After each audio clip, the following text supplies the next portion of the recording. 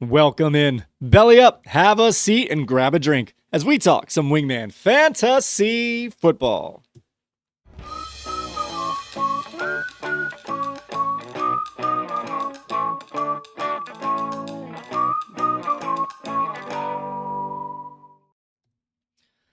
Welcome on into another edition of Wingman Fantasy Football, the League Podcast. I'm your host, Michael Furley, and as always, I'd like to thank all of you, or any of you who may be watching or listening to today's show.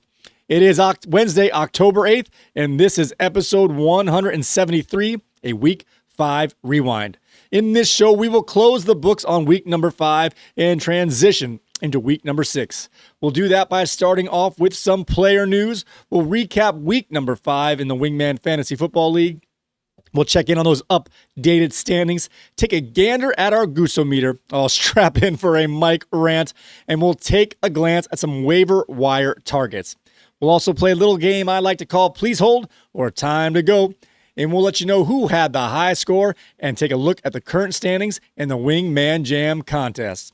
And we'll also preview the Thursday night game where the Philadelphia Eagles soar over to New Jersey to take on the division rivals New York Giants. But before we do any of that, I want to make sure that everybody is in the room. Wingmen assemble! All right, now that everyone is here, oh my gosh, the theme for week number 5 was injury replacement. Running backs were superstars in week number 5. If you were lucky enough to put one of them in, you probably had a decent chance of winning your matchup. All right, guys, let's take a look at some player news. Starting off with Spencer Schrader, kicker for the Colts, has been placed on season-ending IR with a torn ACL in his knee. Of course, he is out for the rest of the season. Michael Badgley has been signed to take over the kicking duties for the Colts. Another player going to be out for a little while here is Brenton Strange, tight end for the Jacksonville Jaguars. He too was placed on the IR with a hip injury. He's going to miss a minimum of 4 games, but at the moment, it is being reported it is not a season-ending injury. Oh, this one's tough here. Amarion Hampton is expected to be placed on the IR with an ankle injury. He too will miss at least 4 games, although it is expected that he should return soon after that. Keep in mind that Kimani Vidale and Hassan Haskins are in line for an increased workload here in Hampton's absence. This one's a little sneaky here. Check up on this one, guys. Saquon Barkley was limited in practice on Tuesday with a knee injury. At the moment, it is not considered serious, but the Eagles do play on a short week this Thursday night, so keep tabs on this as there might be a potential bombshell, whether he'll be active or not. There are multiple backs on the team who have a chance for increased workload, even if Barkley plays, if he might be limited. All right, Joe Flacco, old man Joe, just keeps bouncing around. He's been traded from the Browns in division to the Cincinnati Bengals. With the trade coming early in the week, there is a chance he may get the start in week number 6. If not, we expect him to take over the starting duties no later than week number 7 for the Cincinnati Bengals. Terry McLaurin, who's missed the last 2 games with a quad injury, is reported to be close to returning. The Commanders are not ruling out a potential Week 6 return for the star wide receiver. Darius Slayton, who missed practice this week with a hamstring injury that he suffered in Week 5. Keep in mind, once again, the Giants play on a short week against the Eagles on Thursday night. At the moment, his availability is not certain one way or the other. Tyron Tracy has returned to a limited practice as he deals with that dislocated shoulder. Let's see here. The question is now, is Cam Scatterboot done enough to earn the lead back role going forward in New York? Staying in New York, we have Jackson Dart, who's been a little banged up here with a hamstring injury as well. He's logged in full practices all week. He should be all systems go for the Thursday night game. All right, now for players returning from bye, Jaylen Warren, after missing week 4 with a surprise inactive and having that bye week in week 5, is looking like he should be able to return his normal workload in week number 6. This one kind of stinks here, guys. Joe Mixon, we've been saying it all year long, is uncertain whether or not he will make it back onto the field for the Houston Texans this season. The GM said we'll look at it in a few weeks and assess from there. Not sounding good for Joe Mixon. Lamar Jackson is not a lock to return in week 6, and there's a strong chance the former MVP will miss his second straight game with a hamstring injury. Of course, we will update you later in the week as more practice reports become available.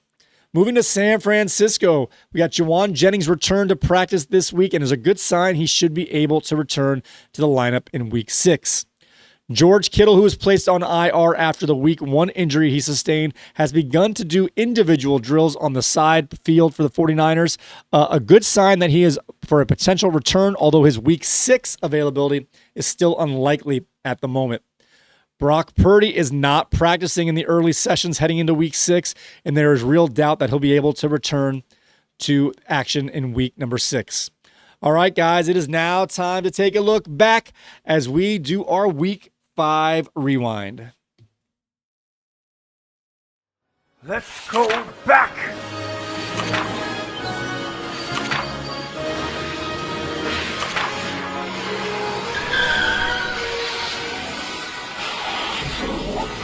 Week 5 rewind.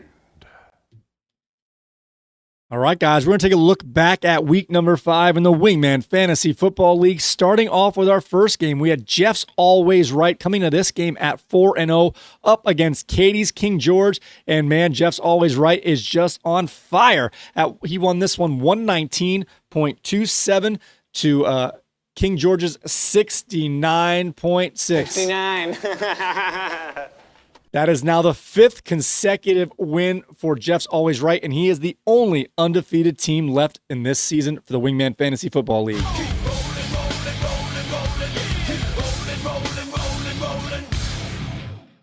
All right, moving along here, we've got another big game here between Paul's Cubert Rage, who came in this week at 2 and 3. Is that right? Sorry, at 2 and 2, I believe. No, 1 and 3. All right, let me do this again. Paul's Cubert Rage came into this week at 1 and 3 up against Jimerson's Red Sox Nation, who came in at 2 and 2. And we had an upset this week. Average Joe's wins in a shocking upset. I feel shocked. Paul's Cubert Rage took this one down 120.84 to 91.42.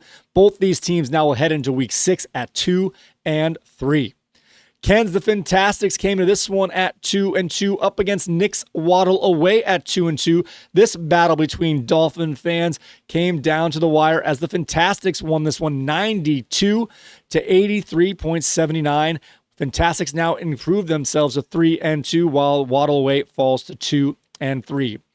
And our next game on the docket is Brian's Under 40. Came in this one at 3 and 1 up against Andrew's Crazy Fish, who came in at 0 and 4. And this one went exactly as you expected here, as Under 40 defeated Crazy Fish 94.18 to 61.38. Unfortunately for Crazy Fish, he has now lost 5 in a row. Not only did he lose 5 in a row, but he had the lowest score of the week. With this victory, Brian's Under 40 improves to 4 and 1, while Andrew's Crazy Fish is now at 0 and 5.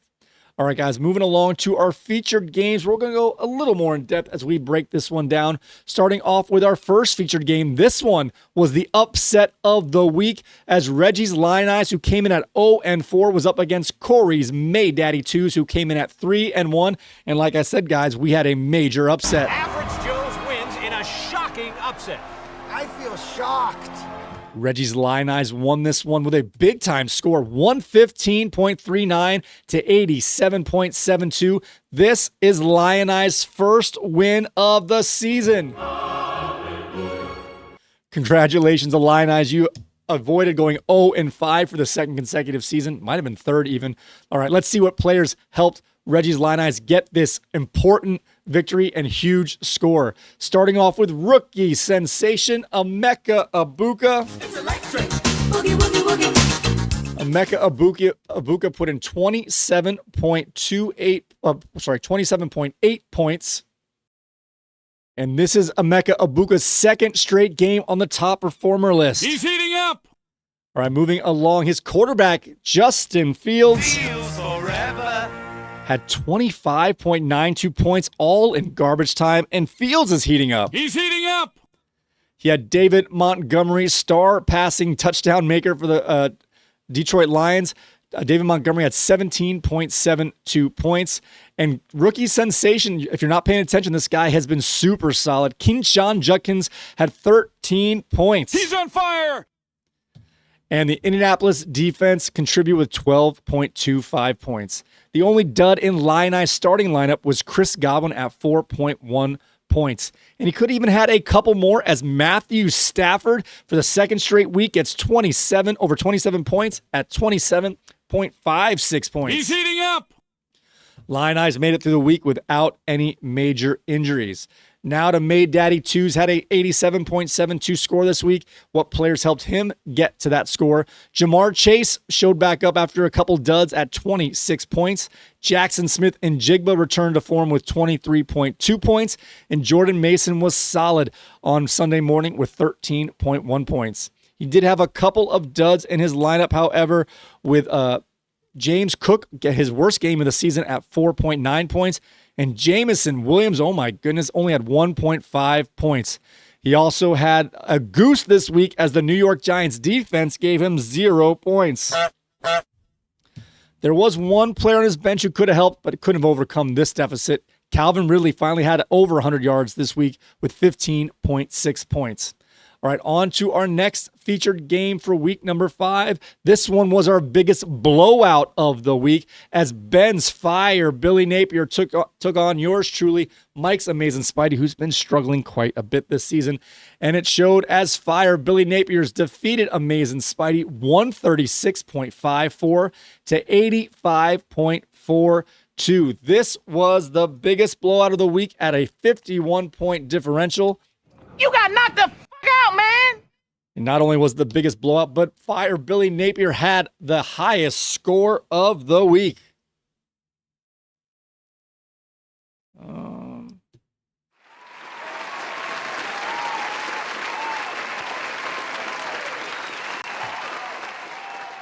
All right, let's see what players helped Fire Billy Napier get to this monster score. Man, he played all the right guys. He put in some backups, and they showed out. Starting off with Rico Dowdle at 30.9 points. What a play, Ben. What a play. Sam Darnold was the highest scoring quarterback this week at 29.64 points. Javonte Williams was a mecha stud as well at 26.4 points. He's heating up. And Shot in the Dark, Rashid Shaheed showed up with 19.1 points. Going into Sunday morning, he didn't have Rico Dowdle in his lineup. He did make the change, of course, and at first he had Jake Ferguson in his lineup, but he put him on the bench, and Jake Ferguson on the bench had 20.4 points. And don't look now, but Ferguson has been consistently outstanding. He is on the train tracks, and he is rolling along. Another tight end on his bench who had a great day, Sam Laporta at 17.7 points. And Ben made it through the week without any major injuries. All right, this is a little bit of a weird score here for Amazing Spidey. Only 85 points, but he had a lot of top performers this week. Starting out with who? Deebo Samuel. Who? Deebo. Deebo Samuel for the second straight week had a strong game at 19.6 points. He's heating up.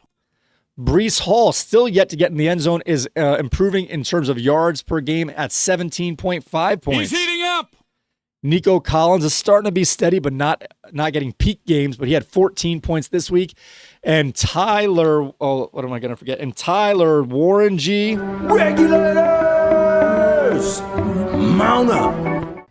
Tyler Warren, the rookie tight end, had 12.4 points, and he's been on this top performer list in 2 consecutive weeks. He's heating up. You say, how could Amazing Spidey have such an awful score with 4 players in the top performers? Well, he had 3 duds. Starting off with Draco Mofo. Drake May had 12.12 points. A.J. Brown, oh my gosh, I hate this guy so much, had 6.9 points. And the L.A. Rams defense could only muster 1 point on the last Thursday night. He did have some players on his bench who could have helped, but he couldn't have overcome the 51-point deficit.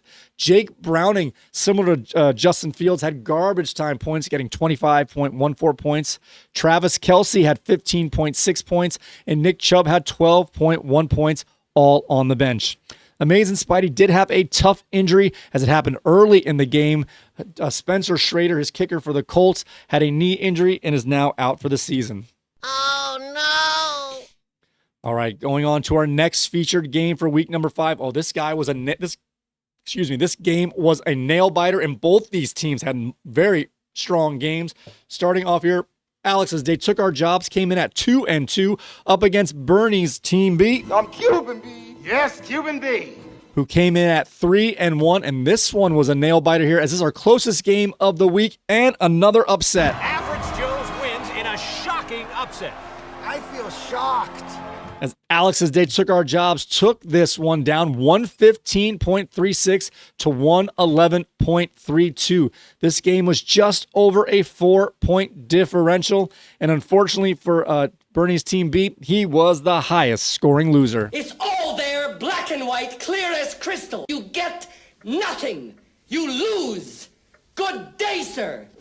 All right, let's see what players helped both these teams get to such a strong score. Starting off with Kyren Williams. Release the Kraken. Started his scoring on Thursday night with a monster 29.1 points. Baker Mayfield He's heating up. had 26.66 points, and he put him in due to buys and injuries, but Stephon Diggs showed out on Sunday night, getting 19.6 points. He's heating up. And Jahmyr Gibbs keeps chugging along as he's rolling on those train tracks. His 4th game in a row with a high score at 15.7 points. They Took Our Jobs did have one dud in his lineup, as Jacoby Myers could only muster 5.2 points. And he could have had a little bit of a bigger score here with CJ Stroud on his bench, had 28.76 points. Now for Bernie's Team B, he had 4 monster scores himself, as Jonathan Taylor came through with 30.1 points. Jared Goff at 22.32 points. Another running back who was a handcuff who showed up due to an injury, Rachaad White, at 21.1 points. And another Detroit line chugging along those train tracks, Amon-Ra, the sun god, for the 4th consecutive game, had a strong day at 14 points. Bernie's Team B had no duds in his lineup, but if he would have played this guy instead of someone else here, he could have maybe taken this one down, as Darren Waller, for the 2nd consecutive game, has more than 16 points at 16.3 points. He's heating up. Both these teams made it through the week without any major injuries, and now both these teams sit at 3-2. All right, guys, now that these games are in the books, let's take a look at the updated standings in the Wingman Fantasy Football League. Starting off here, we still have the same players at the top of the charts here, as Always Right is still at top at 5-0. Under 40 at 4-1 is still in second. Team B and Mate Daddy 2 still hold on to the 3rd and 4th spot due to their high scores, but they are in a, what do we got? 1, 2, 3, 4, 5, 6, 6-way tie for the 3rd place here, as the Fantastics moves up to number 5. They Took Our Jobs makes a big jump from 9 to 6. Fire Billy Napier, another jump from 10 to 7. King George, with a winning record, is looking outside of the playoffs at 3-2. Line Eyes has a nice jump from 14 to 12, while Crazy Fish and Amazing Spidey slide down to the bottom of the standings. All right, guys, it is now time to take a gander at this week's updated Goose-O-Meter. I'm just cruising along.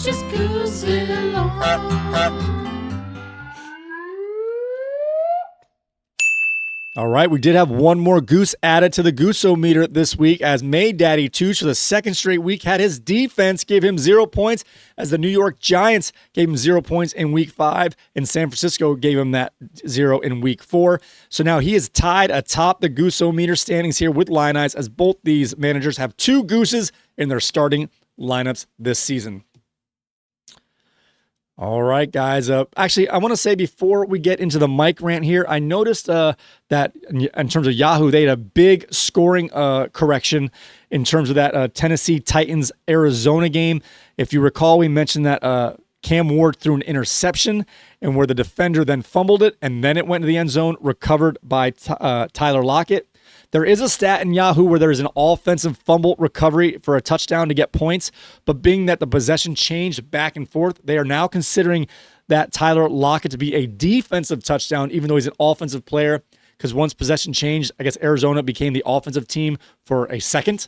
So that might, luckily no one's really playing the Titans defense, and but that could be a potential big swing of 6 points from Tyler Lockett. Again, no one's playing Tyler Lockett, and very few people are playing the Titans defense. But if you had those combination of players, that is a 12-point swing. Double check your particular league's stats to make sure you didn't have an outcome change due to that stat correction. All right, guys, now it is time to get into this week's Mike Rant. Baby Rant. Karen Rant. Monty. I don't care whose fault it is. I'm going to tell you exactly what I think.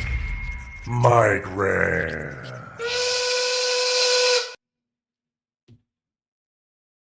All right, guys, I've got a rant, and it's pointing directly at yours truly. Oh, my gosh. All right, let's start. Let's go back in time a little bit. Setting our draft order in tiers in our short list. So usually what I do is I put my tiers of running backs, and my tiers of receivers and quarterbacks, and then I shuffle them together to get my short list. So usually my tier 1 running backs go first, then my tier 1 receivers are next, then my tier 2 running backs go after that, and then tier 2. So I alternate between running back, receiver, depending on which position is my very first top of the list. At the last minute, however, I changed my mind and went tier 1 running back, then tier 1 receiver, then tier 2 receiver, then tier 2 running back, making essentially my tier 1 receivers become a combination of 1 and 2. Doing that pushed up A.J. Brown to the top of the list there and slid down both Josh Jacobs and Jonathan Taylor. Jonathan Taylor had as my 6th overall running back, top of tier 2. And by doing that mistake, I could have easily had both Jacobs and Jonathan Taylor instead of Nico Collins and A.J. Brown. And what a different season I would have had. I've never made such a switch like this. And going into the last day, I changed my mind because I wanted A.J. Brown for some reason. And that one decision has cost me the season at least through 5 weeks. And honestly, I don't see any hope coming forward here as I'm wide receiver heavy. My running backs were already middling at best. With James Conner getting hurt, which most people would say not a big deal, but he was my number 1 running back, I am screwed. That one change of going off the board, what I never do, is making my season awful. I have no one to blame but myself. Changing mine at the last minute. Guys, stick to your guns, stick to what you're used to, and don't pivot last minute or you will regret it. Oh my gosh. I wish I could talk to Bernie right now and let him know, have him let me know what he thinks about making last minute changes. He usually says to lock in because every time you make a last minute move, you generally screw yourself over. I should learn from this mistake here. Go running backs first. They get more chance to get multiple touchdowns than these receivers. All right, guys. It is now time to turn the page. We're closing week 5. We're going into week 6 now. And the way we do that is we look first at some waiver wire targets. Once again, our quarterbacks are slim pickings, but we're going to go through them just to let you know who's out there if you are completely desperate. Starting out here, Joe Flacco going to the Cincinnati Bengals. Not sure if he's going to start this week or not. They're playing the Green Bay Packers. Not a great matchup, although Flacco already beat the Packers once this year with the Cleveland Browns, so he knows what to expect. I'm not looking to pick up Flacco to start this week, but if he's going to be the starting quarterback for those Cincinnati Bengals, we know he likes to chuck the ball deep, and now he's got some better targets than he did in Cleveland with the likes of Jamar Chase and T. Higgins. If it's not good for Flacco, at least this should be an improvement for those receivers. Joe Flacco is a decent pickup going forward. Dillon Gabriel was very solid. Also not a high peak score here, but he is now the starter going forward for the Cleveland Browns. Keep in mind they're playing Pittsburgh this week, whose defense is improving, but they do give up a lot of big scores, at least so far. We'll see if after the bye week they become an elite defense or not. And Cam Ward, he's not doing good overall, been on the dud list quite a bit, but he's a starting quarterback, and he's going to be out there and starting for the rest of the year. If you're desperate with these injuries and stuff like that and bye weeks coming up, Cam Ward might be someone you might have to play. Again, all these guys are not people we want to play. I wouldn't put any money on these guys, maybe Flacco for $1 or $2, but these are just the guys who are playing going forward. All right, now to the running backs. This is a long list, and being here that I'm by myself today and the show is going very quick, we're going to go through all these very quickly, but I've got like 8 or 9 guys here. As you're noticing, as anytime these starting running backs can get hurt, these backups have a chance to fill in and have some big scores. We saw Rico Dowdle and Rachaad White come in big. Even Michael Carter, who came out of nowhere, had a decent game with a touchdown last week. And if Amari DiMercato didn't let the ball go in the last moment before touchdown, he could have had a decent game as well. All right, let's go through some of these potential backups. Some are going to probably play this week and maybe for the next couple weeks. And some guys are the guys you might want to get in ahead of time in case their running backs do get hurt. You have an inside track. For example, Rico Dowdle was already on Ben's team 2 weeks ago as he made that pick before the news Chuba Hubbard was even banged up. Great play by Ben. Was able to put him right in his lineup. Didn't have to cost him any money and was a difference maker. All right, let's start with the guys who are expected to play this week, although we're not sure of their role. Similar to Arizona's running backs last week, we've got Kimani Vidale for the Chargers and Hassan Haskins. Which one's going to get the work? Not sure. Haskins has been the backup all year long, and Vidale has been the practice squad guy. Again, this could be very similar to the Arizona Cardinals where the practice squad guy gets promoted and takes the lead back role. The other thing is the Chargers are playing Miami this week, who Rico Dowdle just torched. So keep that in mind as well. That's a great matchup for the Chargers running backs this week. Although their offensive line is a bit banged up, this has a decent chance to be a plug-and-play start, at least for the near future, as Amari Hampton is expected to miss the 4 weeks. He's not been officially placed on the IR yet, but all indications are he will be. All right, now for some guys who are backups for their teams, and they're not looking to get any work in the immediate future, but again, get ahead of these guys, hold them on through the week, and if you find out some news the starter might be banged up, you might have a gold mine for a cheap price. Starting out here with Justice Hill, Derrick Henry is slowing down, has not been very effective. I don't expect Justice Hill to take the job from him, but if he slows down enough, maybe due to age or injury, there's a chance here Justice Hill, can be more effective for the Baltimore Ravens, especially if they're giving up tons of points and they need someone more in the passing game in the backfield. We know Derrick Henry is a front runner in terms of his awesome games. When they win, he does great. When they're losing, he doesn't do quite as well. And the Baltimore Ravens are losing guys. They are 1-4, and they have their backup quarterback Cooper Rush going to stay in the lineup at least one more week, assuming that's the case anyway. So the passing back might be a little more valuable in terms of that backfield. Going back to Amari DiMercato, was picked up and dropped in several leagues as he was clearly not the number one back. And we mentioned it last week. They were playing against the Titans where they had a chance to be more running back. The running downs back would be more valuable. But that was the only time in the next few weeks they have one of those matchups. They're playing against Indianapolis this week, or the Arizona Cardinals. And Indianapolis scores 35 points every single week. This might be one of those games where the passing down back is more valuable than the running down back. Amari DiMercato is a sneaky play this week as the script is in his favor for the 2-minute drill, passing down back and comeback mode player here. So keep in mind, Amari DiMercato is not the lead back, but might be the most effective back in terms of this week's matchup. Tajay Spears for the Tennessee Titans. This is a bit of a mess. Their offense is not good. But again, if you want to get a head start on some of the guys who might take over, keep in mind Tajay Spears. So for all these guys, I wouldn't put any money on except for the LA Chargers backs because they have a great matchup this week. All right, this one's a little sneaky out there. I've been watching the Raiders more than I probably care to admit. Raheem Mostert has been looking very good in his limited role as a backup to Ashton Genty. Again, this is a $0 bid, but in the unfortunate case of a potential injury for Genty, Mostert is going to be the guy, and he's going to be as good as he was for the Dolphins the last couple of years. He's looking quite well in limited work here, still breaking off 12-yard runs every once in a while here, and good in the passing game, and can score from in short down territory here. Raheem Mostert is someone you pick up, just watch the game. Once they make it through clean, you drop them and pick up somebody else. Kenneth Gainwell had a monster game their last game in week 4. Jaylen Warren is expected to be back, but we did see how effective Kenneth Gainwell can be if there is an absence from Jaylen Warren. So keep that in mind. Again, these are guys we're putting on, just seeing what happens and letting them go for the next guy later in the week. Our next preemptive handcuff pickup here is Emmanuel Wilson for the Green Bay Packers. He's backing up Josh Jacobs, who's been a stud. He has a ton of workload. And again, we don't want these guys to get hurt, but the more work you get and the more pounding you get, the more likelihood, percentage-wise, that you might get banged up. Emmanuel Wilson is a decent play. They're playing Cincinnati this week. Again, we're not picking these guys up to start. We're just picking these guys up to put on the back of our bench to get ahead of potential injuries. And again here, Saquon Barkley is listed as limited with a knee injury. They have a short week this week, so I'm assuming the limited nature is just to give him some rest heading into the game on Thursday night. But if he is not going to play, or if he's injured enough where he can aggravate it even more, we've got 3 potential running backs who herald from Philadelphia with A.J. Dillon, Tank Bigsby, and Will Shipley.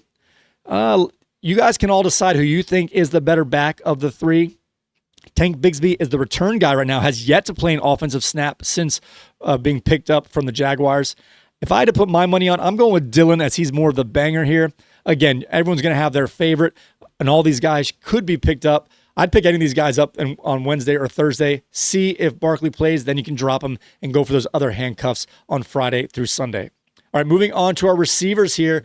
We've got a couple guys here. We got Darren Waller. He has been very consistent 2 weeks in a row. The only 2 weeks he's played has had a touchdown in both, at least one touchdown in both games, getting over 16 fantasy points in both of his starts. Mason Taylor is a target monster for the Jets when he's playing with Justin Fields. Theo Johnson, another tight end, has had multiple touchdowns since Jackson Dart has joined the team in terms of starting. Ryan Flournoy seems to be the number 2 in Dallas, and they're playing Carolina this week. And don't forget, we have Christian Watson should be coming off the PUP list, if not this week, very soon. All right, now for some kickers out there you can consider. We've got Michael Badgley taking over for Spencer Schrader for the Colts. Schrader was the number 1 kicker in terms of points scored NFL-wise, maybe not fantasy due to the length of the kicks, but he was a big-time score there. And we know sometimes with these kickers, it's not the kicker themselves, it's the situation. Badgley might fill in and be a fine play. They're playing Arizona this week. Expect some scoring to be in that game. And Daniel Carlson's always out there, always decent, playing against the Tennessee Titans and a chance for a game winner at the end of this game. Now for some defenses we're looking at here. We got the Jacksonville Jaguars, who get multiple turnovers in every game so far.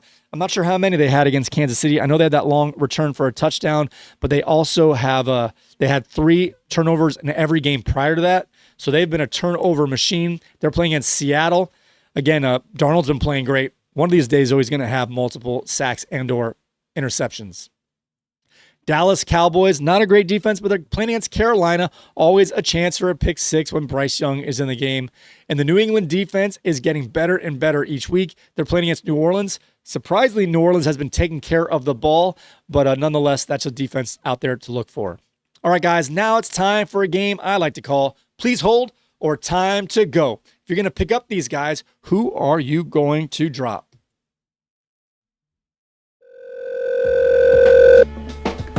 You've reached Wingman Fantasy Football. Please hold. Yeah, we're gonna have to let you go. So, just pack up your things and leave your key pass on the desk before you leave. Okay? Alright. Damn, it feels good to be a gangster. All right, guys, this Please Hold or Time to Go list is very short this week.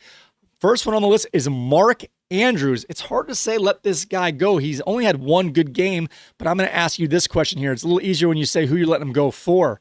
Would you let him go for Darren Waller, Mason Taylor, Theo Johnson? I'd definitely let him go for Darren Waller.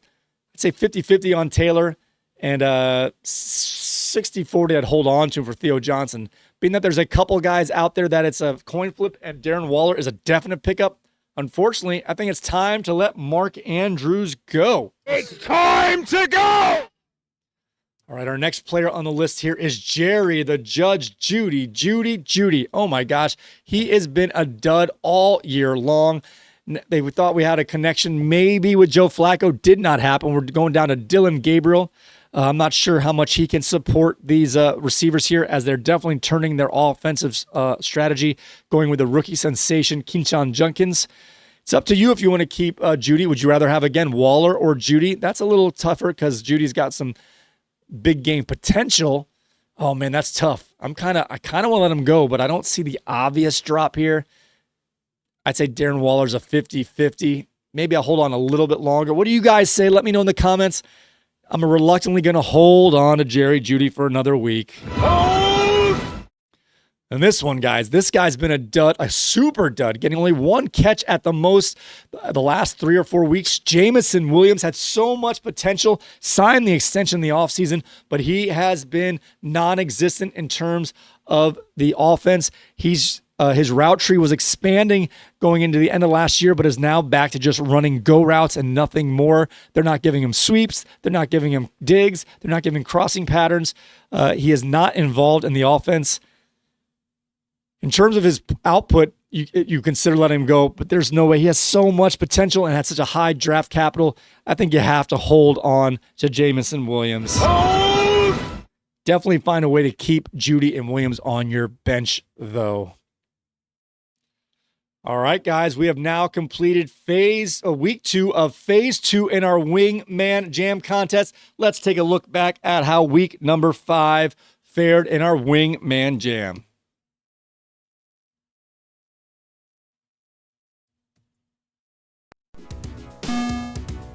Wingman Fantasy Football.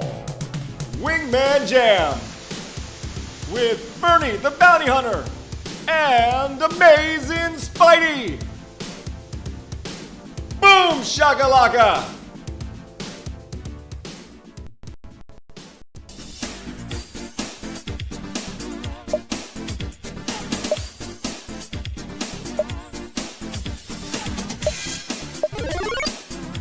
Detroit Lions. Philadelphia Eagles. Time to get on the field and tackle. All right, I selected the Detroit Lions going with Jared Goff and the aforementioned Jameson Williams, while Bernie went with the Eagles, the dynamic duo of Hurts and Barkley. And Bernie took this one 35.8 to 23.82. This one's for the birds. Wait, birds aren't real. All right, Bernie takes this one. Team B wins. All right, Bernie took the heads-up matchup, but we had other players joining us this week. We had Austin F. joining us. He picked the Dallas Cowboys, taking Dak Prescott and George Pickens. 28.28 points for Prescott, 12.7 points for Pickens, 40.98 points for Austin. He had the highest score of the week in the Wingman Jam. All right, now with the points in the book, let's take a look at the updated standings for phase number 2. Austin F. now at the top still with 9 points with a first place finish and a third place finish. Mike F. has fallen down, or is still in second place, also with a first place and a third place finish at 6 points. And Bernie is consistently number 2. Who does number 2 work for? As Bernie is tied in second place with 6 points. Andrew sat this one out, a strong strategy, saving some teams for more high-leverage games. And Ken T has his rollover point from phase 1. These both players have 1 point. All right, guys. Thank you for joining us in the Wingman Jam. Austin, all you got to do is hold on, and you'll earn the second seat into the Showcase Showdown up against Andrew in week number 7. And that's a heads-up battle where it's mano-a-mano, and the winner of that one will take home some Wingman Fantasy Football swag. All right, guys, now it is time to do our Thursday night preview. The game this week is the Philadelphia Eagles taking on the New York Giants at 8:15 p.m. The over-under for this game is a low one at 41 points. The Philadelphia Eagles are a road favorite at 7.5. And let's see who we're going to pick here for this one. I wouldn't be surprised if the Giants actually win this one at home, but that's a little bold, but I will take the Giants to cover the 7.5 points. In terms of the over-under, I think it's going to be a low-scoring game as Philadelphia just doesn't show that they can pour on the points, at least this year anyway. I think Giants are going to cover the 7.5, and I think that's so low. It's probably going to go over, but it's going to be right at that number. All right, now for some players we're looking at whether we should start, whether we're thinking about it, or avoid altogether, starting with the players on the Philadelphia Eagles. Jalen Hurts is an automatic start. Despite being a little average this year, he is definitely a start every single week. Now we're going with Saquon Barkley. This is a little different here. He's an automatic start if he's going to be active. We expect him to be, but there is a chance he may miss time. Now the question is, if he does miss time, we've got A.J. Dillon, Tank Bigsby, and Will Shipley. All right, guys, I mentioned who I thought I would play here or who I think's rated the highest. I'd go with Dillon here, but I'm asking you guys, who do you think has a better chance to get more work here? Shipley, Tank Bigsby, or Dillon? And the question next is, if Barkley is out, are we playing the guy we like, or is it just too muddled to make a decision?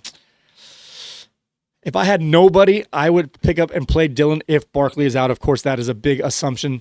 But honestly, your best bet is probably to avoid that mess altogether, as it is unclear which back would take over the work if Barkley does miss. Now for the receiving game here, we have Goddard, A.J. Brown, Devontae Smith. Of these guys, Goddard has been the best play all year long. There's no reason to stop playing Goddard, but A.J. Brown and Devontae Smith.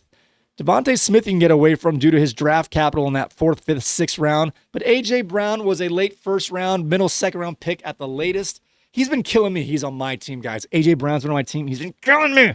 A.J. Brown, but you think he can break out, right? And maybe with a slowed down Barkley, they have to focus on the passing game here, and they're not going against the Denver Broncos with Patrick Surtain. I'm playing all three of these guys, Goddard, Brown, and Devontae Smith in this matchup, hoping for the best, expecting what's been going on here, expecting the worst. All right, now it's time to move over to the Giants. We've got Jackson Dart, who had been banged up, has been practicing in full. I'm not looking to play the rookie here, as he has limited upside here. He does do good in the running game, but he has a very limited passing game, and you need both. You can't just run alone. You need both here. I am not looking to play Jackson Dart. I'm sorry. Cam Skattebo has been pretty good. Would you play the Scat Man? Wrong drop. I'm a scat man. Ba-ba-ba-da-bo. He's been doing pretty well. Last week, didn't score a touchdown, had a big fumble, but still got over 100 yards total offense here. But Tyron Tracy is getting back into the fold here. Is Skattebo the main guy with both backs? It has to determine your options. I'm actually looking to get away from Skattebo until I see how this backfield breaks down. We expect Skattebo to get more of the work than Tracy, but what is the breakdown? 60-40, 70-30, or 80-20? That is the question. Again, this has to do with your team. He is a questionable start. I'm looking for other options to get away from Skattebo actually in this game. Right now for the receivers, Wan'Dale Robinson, Darius Slayton, who is questionable, and Theo Johnson, who has been a favorite red zone target from Jackson Dart. I'm looking not to play any of these guys here, to be honest with you. I can't bank on tight ends to get touchdowns all the time. Slayton is banged up, and Wan'Dale Robinson, like I said, Dart is just not being effective in the passing game here. I'm looking to stay away from actually all of these Giants. I'm not looking to play anybody. If I had to play any two, it's Skattebo and Johnson. But even then, I am not very excited to play these guys. All right, guys, I want to let you know we're going to have our preview of our 3 featured games in our next show on Friday morning. And we want you guys to help us pick which games we are going to preview in a more in-depth look. So please, you can put comments to this one and let us know what games you want us to break down, and we will do just that. Also, let us know what Wingman Jam teams you want to pick in that next show as well. Pick any NFL team, your favorite 2 offensive players from that team. The only rules are you can't pick a team that someone else has picked for that week, and you can't pick a team that you've already picked in previous Wingman Jams. With that being said, guys, I want to thank you all so very much for watching and or listening to another episode of Wingman Fantasy Football, the League Podcast. I'm sorry you guys couldn't, that Bernie wasn't able to join us today, as we're recording this in the wee hours of the morning. That waiver wire is going to be running any minute now. But I got a little distracted. If you want to listen to us on our podcast, guys, you can find us on Apple Podcasts, Spotify, TuneIn Radio, YouTube Music, Amazon Music, iHeartRadio, and the Odyssey app. Do me the favor, guys, just search Wingman the League and we'll come to the top of your search. If you find us on your favorite podcast platform, please give us a 5-star rating. It would help us out so much. And go ahead and share our podcast with any of your friends. Helps us spread the love. If you want to see our beautiful faces, our graphics, our haunted bar room, guys, come and join us at the bar at our YouTube channel at wingmanfantasyfootball.com/YouTube or youtube.com/@wingmanfantasyfootball. When you go there, guys, do me the favor, hit that like button, subscribe, hit the notification bell, and leave a comment so we can get you into our next mailbag segment, as well as giving us your choice for our featured games to break down in our Week 6 preview. All right, guys, thank you so much for joining us once again. Good Wednesday morning to you. I hope your waiver wires went the way you wanted to. And if not, you always have a chance for some free agent pickups. With that being said, guys, may your glasses be full, your mugs stay frosty, and we will see you next time.